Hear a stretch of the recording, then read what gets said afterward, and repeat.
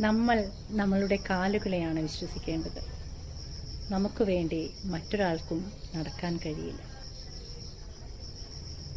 നമുക്ക് വേണ്ടതെന്നത് നമുക്ക് മാത്രമേ അറിയുള്ളൂ. നമുക്ക് വേണ്ടാത്തതെന്തെന്നും അതും നമുക്ക് മാത്രമേ അറിയുള്ളൂ. നിലപാടുകളും തീരുമാനങ്ങളുമാണ് വ്യക്തികളെ വ്യത്യസ്തമാക്കുന്നത്. നല്ല ചിന്തകളിൽ നിന്നാണ് നല്ല തീരുമാനങ്ങൾ ഉണ്ടാകുന്നത്. അത് നമുക്കറിയാം. ശാന്തമായ മനസ്സിനെ നല്ല തീരുമാനങ്ങൾ എടുക്കാൻ കഴിയുകയുള്ളൂ.